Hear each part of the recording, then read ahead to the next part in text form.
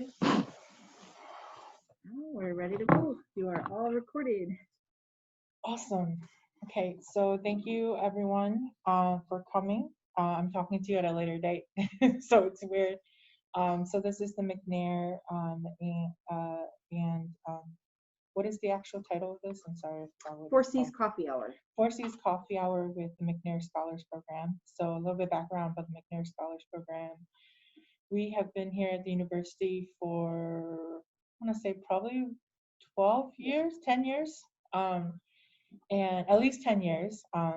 And we are one of the research programs here on campus. Our program is a little bit unique. It's federally funded. It's a program that helps you get into graduate school.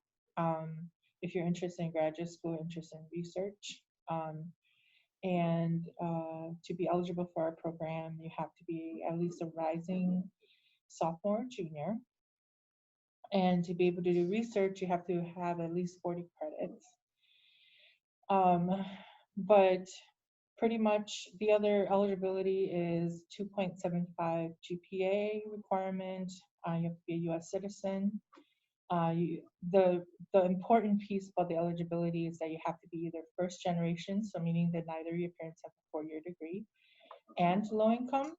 And low income is based off of a federal regulation where we look at your taxable income. So if you have questions about that, we do have an eligibility survey that you can take on our website. If you don't meet those requirements, then you have to meet the underrepresented ethnic minority groups, so Native American, Asian Pacific Islander, Latinx, Black, African American.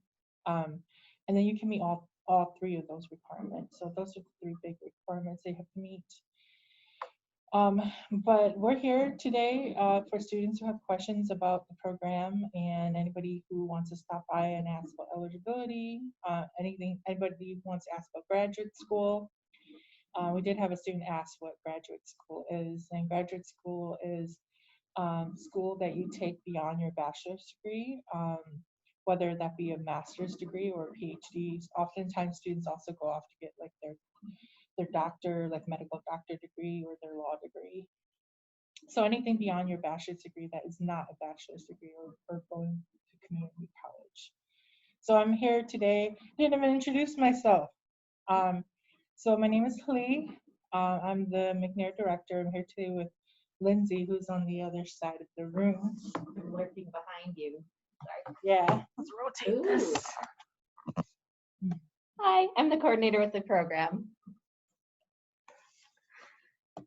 Yeah, but we are here until 11 o'clock. I see the clock, but I don't know. Right back. Yeah. So, yeah. Is there anything you want to add, Amber? Bonjour, Amber Morsa, Director of the Center for Native American Studies. Thank you all for joining us for our 4Cs Coffee Hour. So yeah, just the way that I like to do the 4Cs Coffee Hours is more about a conversation rather than a presentation, because we don't have any students with us live right now. What are some things about the program that you'd like to share? What are some benefits? Are there any specific areas for folks that are in Native American Studies that this can kind of benefit their experience, their college experience here at Northern Michigan University? And I'm actually going to move this camera so that way we can capture all of us talking, because it's not just the Clee or not just Lindsay or just me. It's everyone who is here. So I'm trying to get everybody in the frame. You want me to move?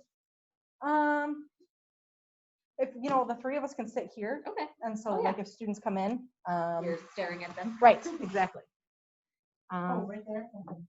Yeah, sorry, Lee. Or we can, move any which way, like wherever it's best accessible. Sometimes I like being in front of the window because Oh yes, the backlighting. The backlighting is really nice. Try to be at one end. Relatively space as well. Yeah. We'll go maybe into the content of the program since we didn't cover that. Yeah. But once you're eligible and in, We basically do everything to get you the best application into grad school your next possible. So that research experience that is a big part of the program that you might have heard of. But we also do workshops just to help you with different skills that will be useful to you in the future. We get you that one-on-one experience during your research. So that really helps you get your letter of recommendation the best it can be. It's from someone who knows you, not just someone who you were in their class a few times. We can pay for travel to conferences and campus visits. It's hard to pick a new school to go to for the next however many years without actually being there, and it's hard to afford those things if you're McNair eligible. So it's just kind of all around shaping your application into the best it can be. Yeah, and in terms of like how does this how could this potentially impact or help the Native American student population here? I think McNair is a great place for you to have a smaller community too, aside from the community that you already have. And it's a community of scholars. So I think sometimes it's really cute to see students geeking out about things. And you're around other people who are also doing research. So you can always ask questions about research. You may also find somebody who's in your field of study. You all can look for like graduate school together, go to conferences together. So it is a much smaller community. We only have at any given time about 28 students. And sometimes you may only see like 10 or 15 of them at once too.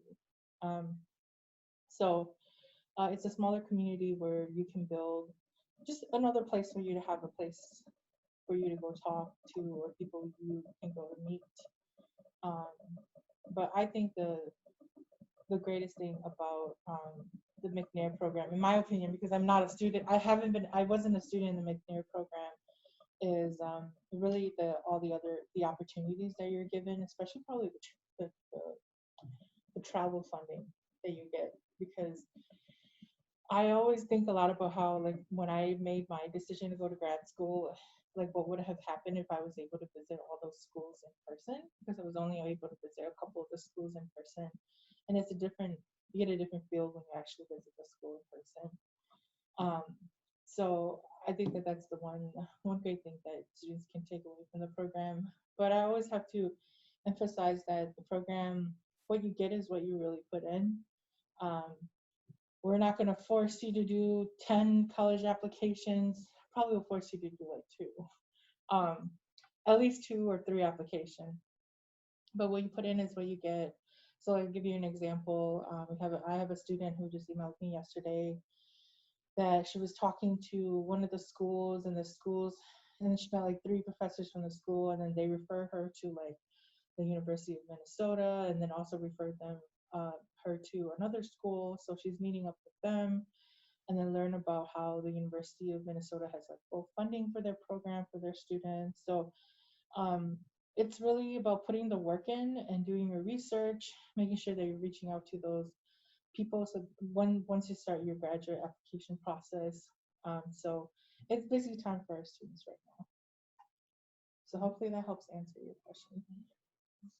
And if you are an NAS major, we have had students do research in that field before. I know a lot of times people hear research and they think like you are working with beakers in a lab, but it's just any scholarly activity. So we've had people historically working on the DDP, the Decolonizing Diet Project. Yeah. And we've had a few more recent people who you guys might actually know working in the field. It's really anything you want, we are here to help you get those things. Can you share a little bit more about those experiences that you've had with NAS students? Without, breaching confidentiality or anything like that.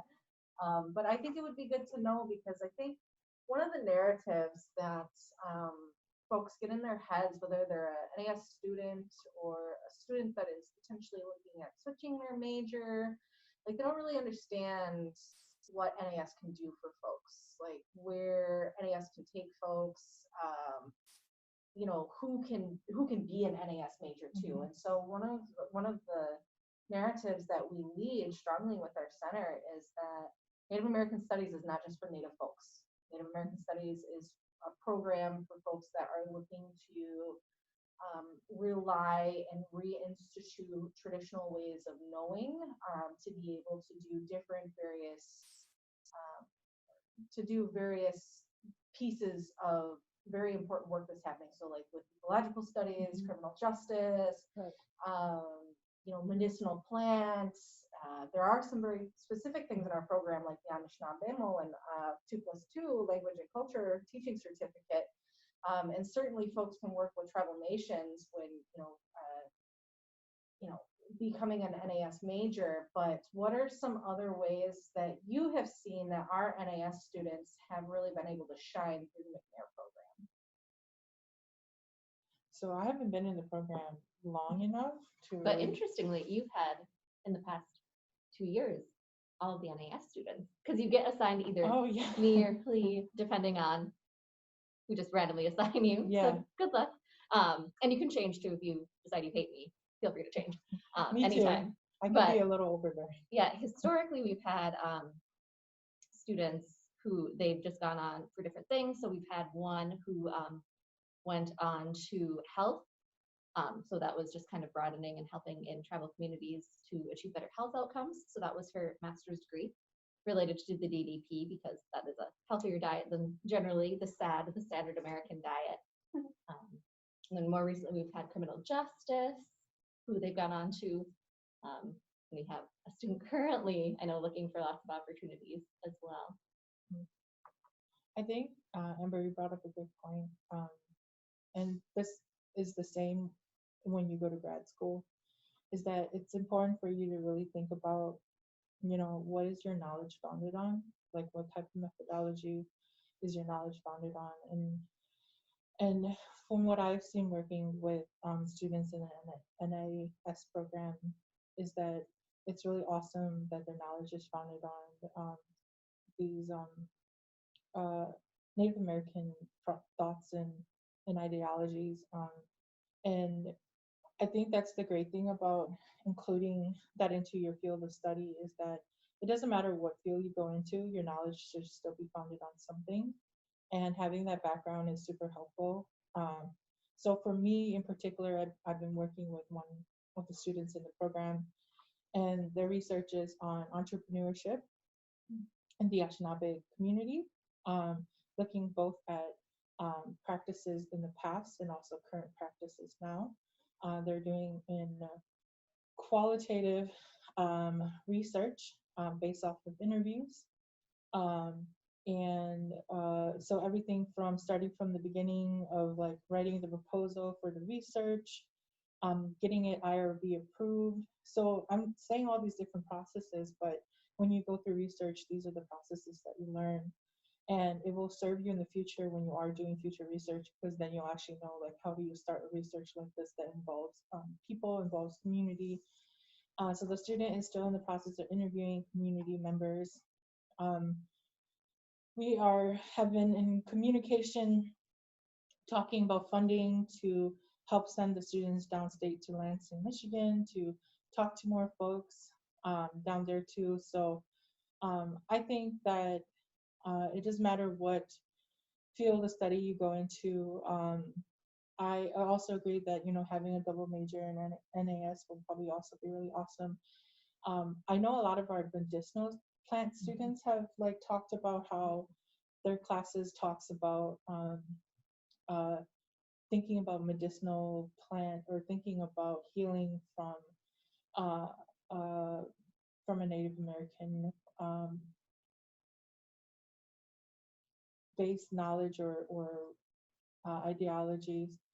And I think it's great to hear them talk about that, but I think it would be even greater if they were double majoring in the actual major and getting some of that background information. And I'm saying that because I come from an Indigenous community, and it's one thing to learn about it in the context of a book or context of a class, and it's another thing when you come from a place where you understand the community, you understand somewhat of the language, because language affects the way that things work in the community, practices.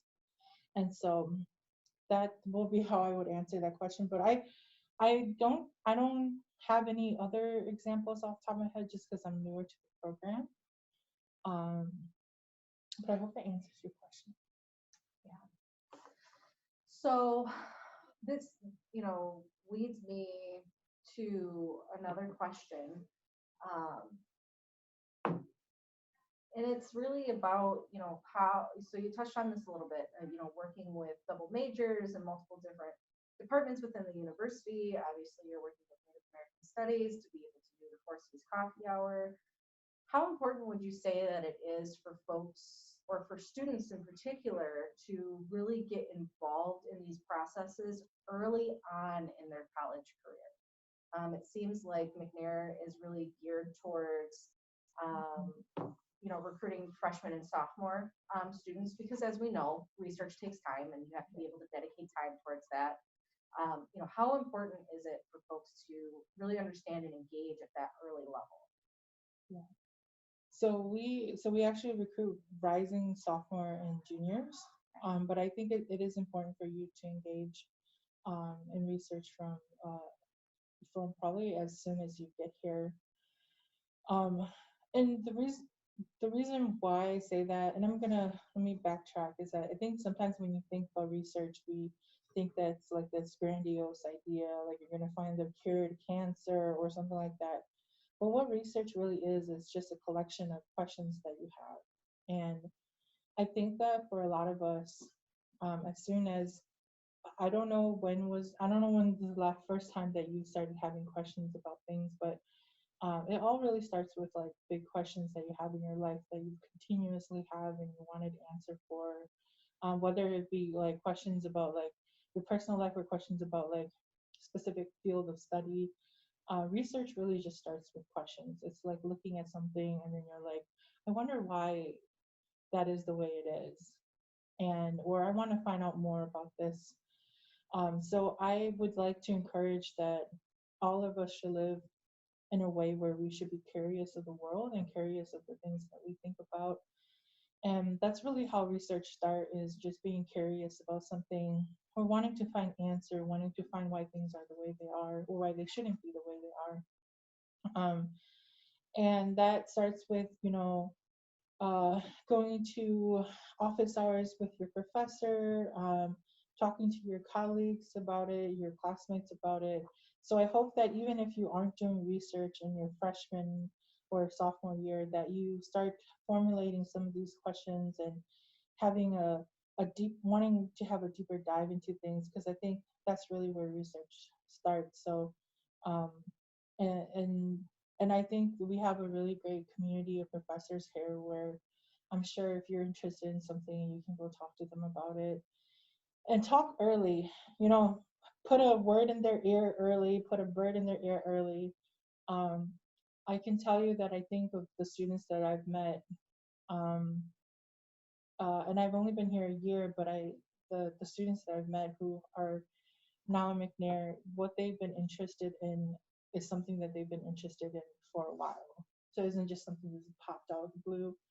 It's something that they've always been interested in, and now they just have the opportunity to do actual research. I don't know if you want to add anything to that. Like anything, starting earlier is a good idea, particularly at college where you are kind of limited to 4-5 years. Just to develop those strong roots and strong relationships. It takes a while to get the ball rolling and going. But we do have a program also that we're recruiting for now, the Freshman Fellowship Program. Mm-hmm. So if any of you who are watching know high school seniors or are high school senior, we are recruiting for that now. That's a research experience similar to McNair, less stringent requirements since it's funded by Northern instead of the federal government. So you just basically have to apply, have a strong GPA in high school, that sort of stuff, no demographic requirements.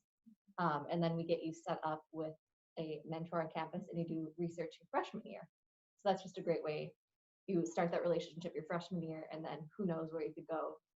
Maybe the department knows then how great you are. You can get, an office job on campus to strengthen those relationships, or you can continue working if it is in the lab, or if someone gets a grant, maybe they can fund you to be a student researcher with their project. But there's just lots of opportunities, and hopefully more upcoming opportunities for undergraduate research on campus, because it is one of the perks of Northern. If you go to MSU or somewhere else, they have doctoral students, they have graduate students able to help their professors. But here, basically just undergrads. So you get that one-on-one experience that you would never get at a bigger school. Even teaching your classes, it would be like a TA or a graduate assistant. teaching your classes instead of an actual professor like you get here. I think that's really helpful because, you know, I know as a student, and these are one of the things that I like to work into these 4Cs coffee hours is, you know, as an Indigenous student, as a former Indigenous student, former student, not Indigenous. Haha.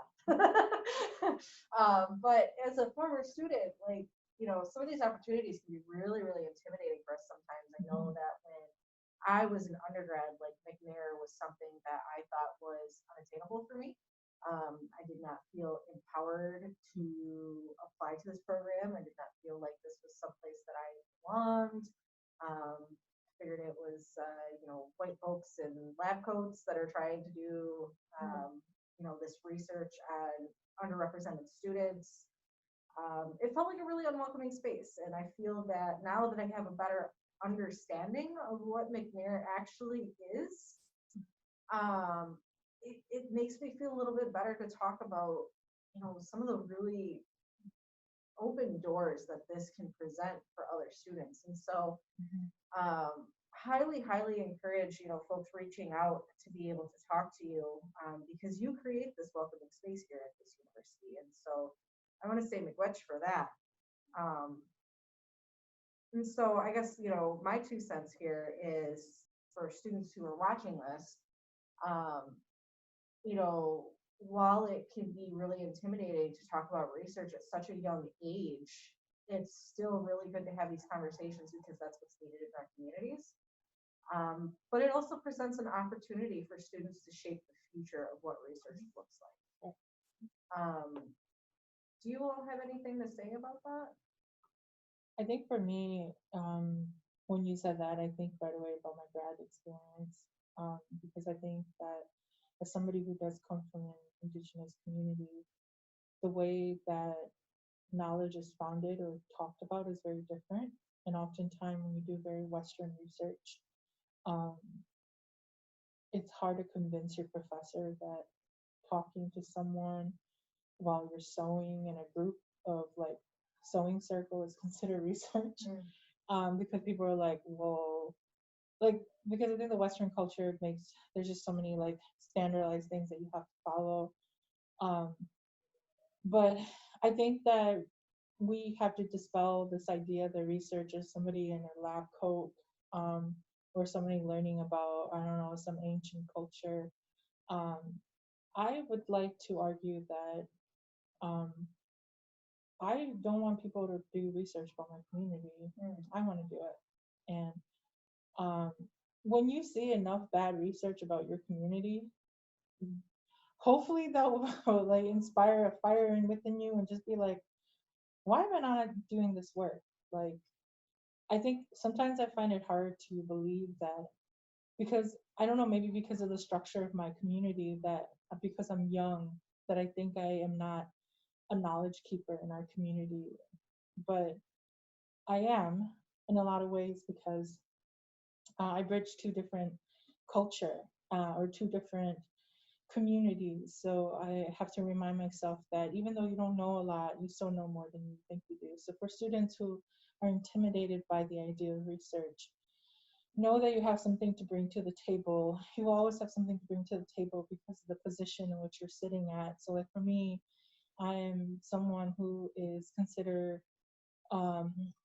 have been brought up in traditional culture, but lived most of my life in westernized culture. So I kind of live in both worlds in my community. So I sort of understand the old tradition, but I lived most of my life in the Western tradition. So it's a complicated relationship, but because of that complicated relationship, I'm able to come up with questions that only someone like me and living in my space and my time is able to come up with. But I just wanted to take this moment to also remind folks, or to educate folks about the history of the McNair program. So McNair Scholars Program is one of the later programs of the TRIO program. So you'll hear if you've never heard of TRIO programs were created, oh gosh, in the 1950s, 1960s during the Great society, Yeah. the Great Society program back in the day from LEJ. Yeah, during Lyndon B. Johnson's War on Poverty. And I also would like to mention that these programs came to be out of the civil rights movement. And so historically, how McNair came to be was that people started to realize that at the doctoral level and at the faculty level, there was not enough representation. So representation of people in certain ethnic minority groups. So McNair was created as a pipeline for students to go from their graduate experience into their grad experience so that they can be faculties and they can teach people so that people like me could go into college and be able to see someone that looks like them. But to be honest, I actually have never met a professor that is of my ethnicity in college yet. But I'm excited that one day I might actually get to be the first one that I get to experience being the person that people are looking for, whatever that actually means, I don't know. But that was the reason why McNair came to be, was because people realized that there was a lack of representation at the faculty level, and that knowledge wasn't being produced by people who are more diverse and come from diverse backgrounds. So McNair is a push in that direction. And I always try to remember that that is what we're founded on, is that we are founded on, and the work that we are doing is ingrained in the civil rights movement and ingrained in access to education, access to economic growth. And so that usually it's not lost on me when I think about our program. And actually, very recently, two of our scholars who are, I would say, superstars in the program, they each expressed the idea that they didn't want to apply. Like, they weren't going to apply because they thought they wouldn't get it. It's not for them. Oh, yeah. Too advanced. Like, it's 100% of the shots you don't take. We normally, we're recruiting for 15 people, so we need lots of people to apply. So you should be one of them if you're watching this. If you're still watching this, you definitely should, because you're moderately interested at least, or we're on in the background. But you can just go to nmu.edu/McNair. We have the eligibility survey and everything there to see. We also have some past, previous students, their experiences up there. So lots of info. And I think I just also want to emphasize that, like, Lindsay and I don't come from a very, Yeah, I'm from Ishpeming. My dad was on broke his neck when I was in 4th grade, like on disability. My brother was in another TRIO program that I did not apply for because I was like, it's upward bound. So the main selling point for that is getting students from underrepresented groups and low-income students into college. And they were like, oh, you get tutoring. And I was like, I'm smart. I don't need tutoring. I should have done it. I didn't know all the benefits. But yeah, so it's not like we're from Connecticut, like very rich or anything, which a lot of professors are. Yeah.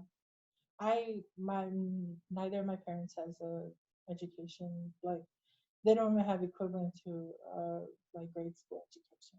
So I always think that it's interesting how sometimes it's really hard for me to have a relationship with my mom about my education, because she doesn't have a point of reference. She's never been in a classroom, so she doesn't have a point of reference of what my education experience is like. So just want to say that we are not here. I think sometimes people get this idea that McNair is very elite, but we both don't come from a very elite background at all. And in fact, I think we are candid about that. So hopefully that would help dispel some of the weird awkwardness if you're thinking that, oh, I'm not smart enough to get into this program.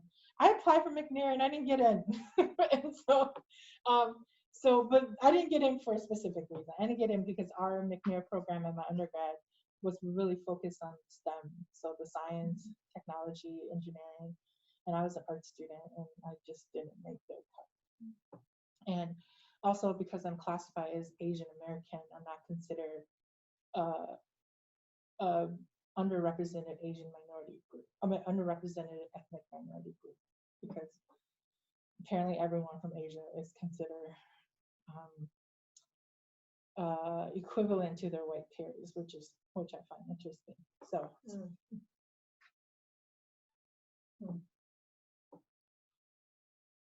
So, based on the conversation that I'm having so far, I'm getting this air of it's okay to ask for help. you know, um, do you all, can you speak a little bit more about, you know, how we have to break down this mentality that it's not okay to ask for help? You know, you all are being very open and honest and transparent about the program and, you know, everything that can offer. I think where a lot of marginalized students, especially those who come from lower socioeconomic status, which, you know, this is, there's a lot of responsibility that comes from that, right? You know, as a student, typically those students are the ones that have to take care of their family members. They're the ones that have to take care of their elders. They have to take care of their brothers and sisters. Often a lot of responsibility is pushed onto our students, and there's little opportunity for help in some of these situations. Can you speak to the importance of asking for help? I think it's just such a Western thing to be like individual bootstraps. I don't need help, which is why we have like such a giant mental health crisis, I believe, in America. But we exist, like that's our whole job, is to help you on to the next step. So just ask. Like personally, I never went to an office hour. I would never like, please don't notice me. I'm not a problem. Like, don't worry. But people don't have to worry about you to still try to care about you, and just knowing that there are people around to help care for you as a student and as like a whole person. We're here. I mean, even if you're not our student, like feel free to email McNair@nmu.edu. We can help. Yeah. Stuff. I agree with that. Even if you're not a student and you're interested in grad school and you want to ask questions, please reach out. We understand that our program can only serve like 28 students, so that's like a small amount of student compared to the students that need help. But in terms of asking for help, like I can be honest, I'm not good at it either. I think for me, it's a cultural thing. We're taught that we're not supposed to ask for help, or I also think that it's a cultural thing because, and this is just me being honest, the higher education, college, has a system in which asking for help often makes you feel like you're dumb or you're not worth being here. But thinking back to like my undergrad experience, like for me personally, hey, Sure. hello, come sit down and hear us talk about our stories. But Just being recorded.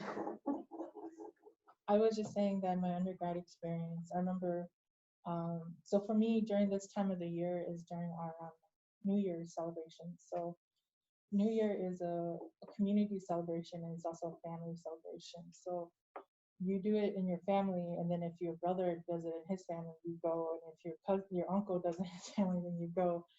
It's a whole lot of community things. And so I remember when I was in college, how do you explain to a professor that like this responsibility that you have in the community is more important than your homework right now? Because it's really important not only to your family but your community, that you show up and that you're there to help. And so I think that higher education has this like this weird untold rule that somehow it's harder, because of it, it's harder to ask for questions, to ask for help.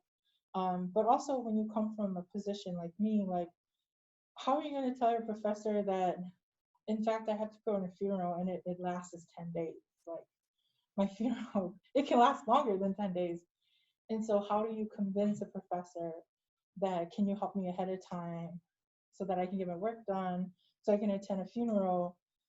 And when I leave the funeral, I mentally would be in a place where I can't even do work anyway. So it's kind of hard when just the idea of telling them is like, oh, they're gonna say no, or they're gonna be like, they're not gonna understand. So, and then to be honest, I've been here for a year at the university here, but I feel like our professor and our staff here don't have the cultural training to really understand, to have empathy for our students who are from underrepresented communities, to have the empathy for them. Like, so I'll give you an example, is that oftentimes students of color don't know how to ask for help, and they don't actually ask for help until like they're drowning or have drowned. And as professors, I think sometimes they see that as being lazy or being unresponsive, but it's really because they just don't know how to ask for help. And so I think that your university has to do a better job at training is not the right word, but at creating a culture in which professors and administrators are more understanding of the way that students, a way like the call for help looks like a student who is disruptive in class or who is like just falling off the grid. It could also be a cry for help, and it's not just them being dismissive. So I don't know if I said that very well, but I think that the university needs some kind of I don't know if help is the right word. They need something more.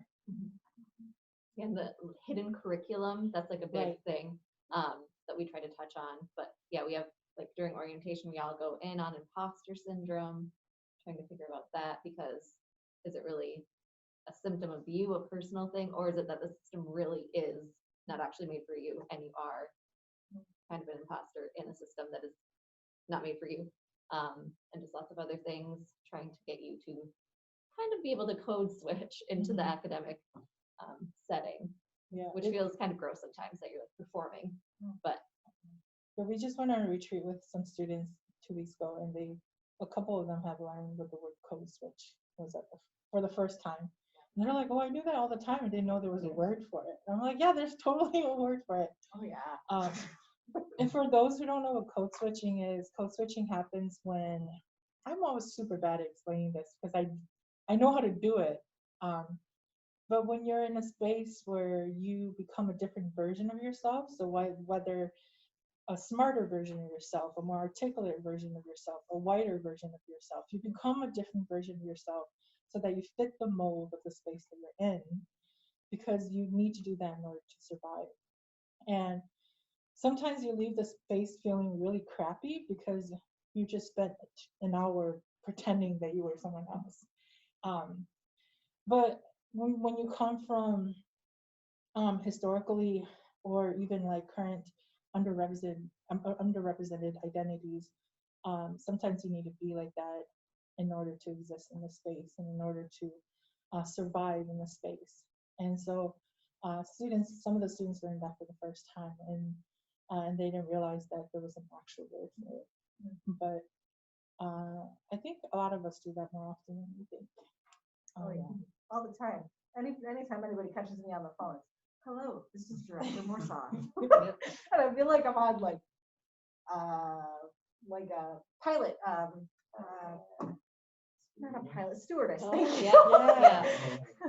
But then like, just kind of chilling in the center, and I'm just like that Yeah. code switching happens a lot. Anytime, like I'll just be talking to Zealand and just be like, oh no, hey, what's up, bro? Like, well, maybe not bro, but like when I'm talking to Grace, this is one of my best things. Hey, Uchi, what are you doing? What are you having for lunch today? And then when the phone rings, hello, it's Director Morsaw. Yeah. It gets kind of annoying. It's exhausting that we can't be our most authentic selves. And so I think that's something that, the environment that we try to emulate here in the center is that, you don't have to be that person. You don't have to be that stuffy existence that, is inherent with academia. And it's hard to be able to break some of those barriers.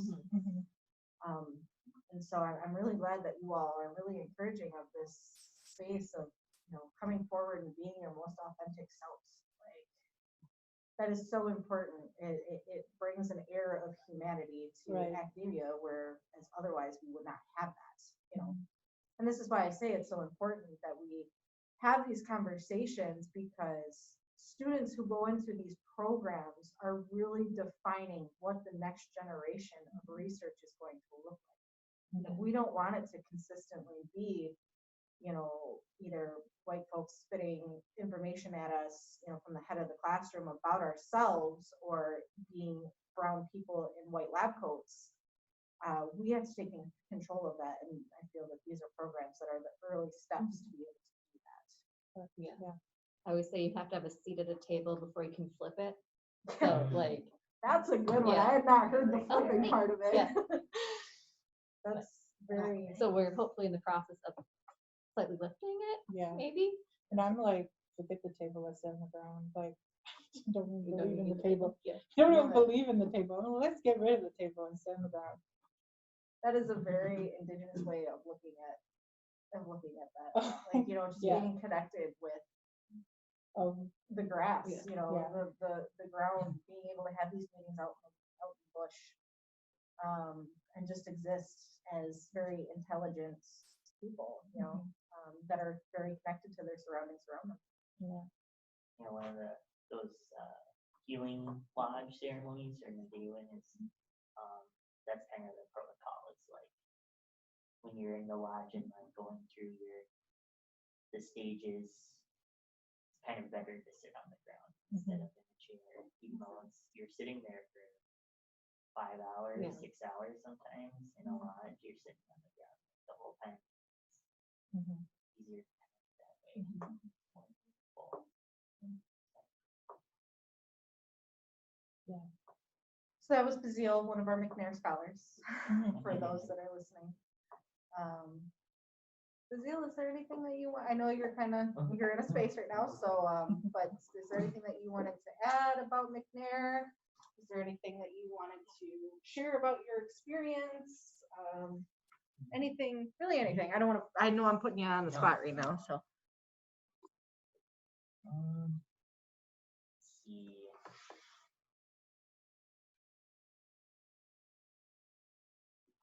I think well, I mentioned it before that obviously it's nice to just be in a space with other underrepresented students and being able to pick my research mentor and guide what I actually want to research instead of being in a course that forces me to research things that I'm not familiar with or don't really want to research. So obviously that's a small part of why it's so great to be in the program.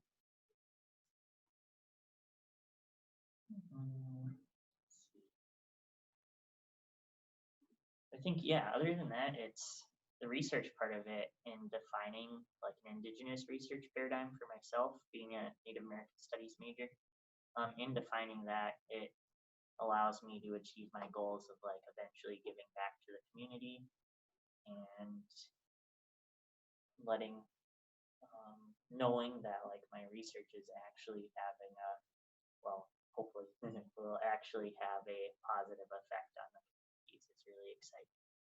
And I don't think we can get that anywhere else without the McNair program. I think that's all I have now. Yeah, no, that's for sure. Yeah. And I would have to agree. Like, I think this is something that you were hinting at, that existence in this space is part of the resistance, right? We're kind of talking about changing the world, really, like these early seeds and changing research and changing how non-Indigenous folks view research and how Indigenous folks engage in research, really shifting this paradigm from being the researched to being the researchers. This is something that I learned from Melissa Isaac. She's the tribal education director for Saginaw Chippewa Indian Tribe downstate. And so we do a lot of work with her. But, part of her journey is that, she was so just tired of people coming into the community. And a lot of our communities are fatigued with this, right? That folks are coming in and taking and taking and taking and taking and not giving any of this information back. So now we have this rise of folks demanding data sovereignty, which is absolutely a trouble, right? Like, we have to look at research as sovereignty, and be able to practice in that way, because otherwise it just gets exploited, And while there's a lot of allies and accomplices out there, I think that the best research is going to come from folks that truly understand tribal ways of knowing, tribal ways of being. It doesn't necessarily have to be a tribal researcher. While, being able to have a citizen do the research, like, that's not always an option. That's not always an availability. you know, a lot of students are rejecting academia as, you know, as a way to further that, because there are so many more teachings that they can learn in their home communities that would benefit that. You know, so where NAS comes into play is that, you know, this is why I say that, or this is why we say that NAS is not just for Native American folks, it's for everyone, because anyone who's interested in doing this research but is interested in getting, you know, learning the facts but also giving back to a community that doesn't necessarily belong to them, this is where you need to be, is in this space. And I will also say that like the staff and the faculty here are amazing, and I like so using Brazil as an example. I feel like you wouldn't be able to do this research if you didn't have the support in April. Yeah, and as someone who has done a research on my own community where I work with professors who just don't have the point of reference, or who don't understand the importance of like how intentional we have to be. And from like, for example, like I think like Zil asked me for like buying cloth. I'm like, so what color cloth do you want? Because in my culture, if you send a red color cloth to like an elder, like it's because you want them dead. So like you have like so like you have to be careful about like the color that you use. Like there's an intention that goes with like of doing research. And I think that like sometimes you think about it and you're just like, well, you're just trying to make this a big deal, but no, it's not a big deal. Like it has to be grounded on something. And I feel like April has been super helpful probably to you. And I remember, you know, it's funny because I'm thinking about this, that we had and you're right, the two NAS students we've had in the last year are, I've been their advisor. So one of our students who graduated, I remember when I met him for the first time, he was telling me about the research that he was doing. So I was hearing things. I'm like, you have to read this reading before you start research. And it was funny because I gave it to him. He's like, oh, April just gave me that reading. I'm like, oh, April just gave you the same reading. And this was before I knew April. I'm like, I like how April thinks. And so later I met April. I'm like, okay, I understand why students are working with April, and because sometimes you need people who just understand where you're coming from, so you don't have to like. My biggest thing is that you don't have to convince them that what you're doing is right or what you're doing makes sense, because doing research is hard enough when you have to convince like your principal investigator, you have to convince your professor that what you're doing is off what you should be doing. Like that's really stressful when you have to advocate for yourself at that level, because they're supposed to support you. So I think that the faculty and the staff is there, and they will support you in the way that they can. And they also come from this realm of knowledge, so they can be able to better support you in ways that people may not be able to. You don't have to start at the beginning. Right. Yeah. You gotta start at the beginning to explain everything first. Yeah, and also so you can be intentional. Like, for example, like if I were to go and interview people in my community, others in my community, there's a specific way that you do it. And not specific, but like there are certain things that are not talked about, that unless you're from the community, you know that this is what you need to do.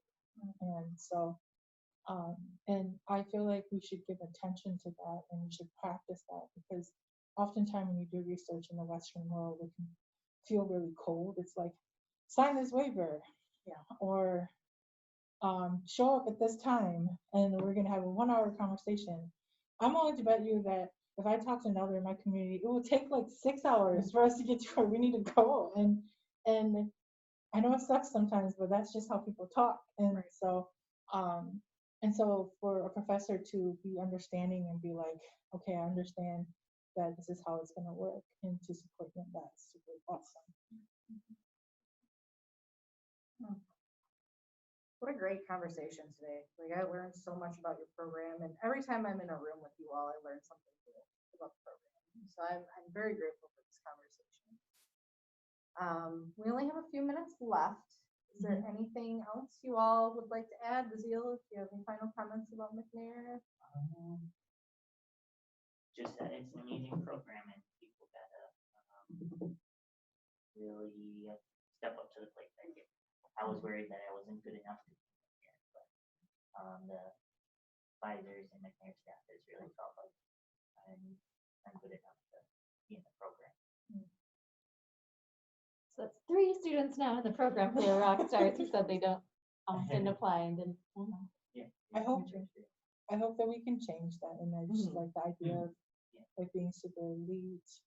I also think I've heard from students that have said that they've done research with McNair, that their co-researchers or even sometimes professor will like, you can do that, you're a McNair scholar. Just because you're a McNair scholar doesn't mean you should be treated differently from other researchers. And so hopefully we can help change that. I'm also think that I'm very flexible with the idea of research. I come from an art background, and so I'm very flexible with the idea of research. Not flexible, but creative with the idea of research. And also I think that it's important for us to mold our program after the type of students that we have. So not the other way around where this is our program and you must fit into the standards that we need. So I think that we're here to serve the students that we have here. And I think NMU has a very unique student population. And we do have some of our traditional students who are like definitely well fitted in a traditional or very STEM focused McNair program. But we also have students from different backgrounds that we can try to be flexible with the way that we do stuff. Yeah, we've had art students who've done their research presentations showing us their pieces. We've had people read from their chat books. One was a science fiction chat book, which counts as research, and I thought was very fun. The applications are open till November 15th. So you should look us up and apply if you can, if you're eligible, which you probably are. Yeah, and if you just want to talk about the program, you can always stop by and just talk to us too. I think we are much better one-on-one too, because I feel like in the space we're just trying to give you as much information as possible, but we are better one-on-one. So we're in 401 Cohotus. If you're around town, we're here 8 to 5 during the week, Monday through Friday. But we'll be around campus doing tabling and stuff, trying to recruit. Or of course, you can email us, mcnair@nmu.edu, or give us a call, 906-227-2960. I think it's the main line. Lindsay has that in my mind. And even if you're not a McNair student, like for example, if you're a senior this year and you're like, I can't apply for McNair, feel free just to reach out to talk about grad school. I don't think there's a specific program here on campus that specifically just works towards getting students into grad school other than our program. So if you don't know where to start, you can start with us.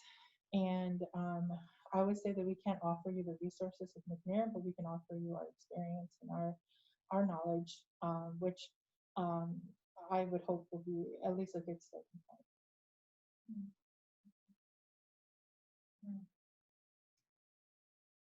Gosh, that was a lot. Yeah, but this was such a great session.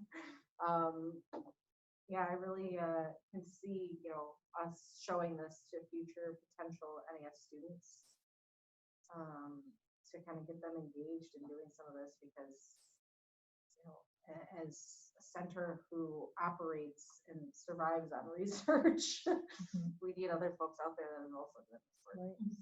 Right. Yeah. All right, well, that concludes our today's 4Cs coffee hour. We watch again to Clee and, oh my gosh, Lindsay. We don't have name tags. Yeah, I know. Like we have them. So Clee and Lindsay and Bazil for joining us today. So we watch, and we'll see you all later. Bon appetit. Are you doing the Sondigger Symposium again this year? Yeah. Yay. Yeah.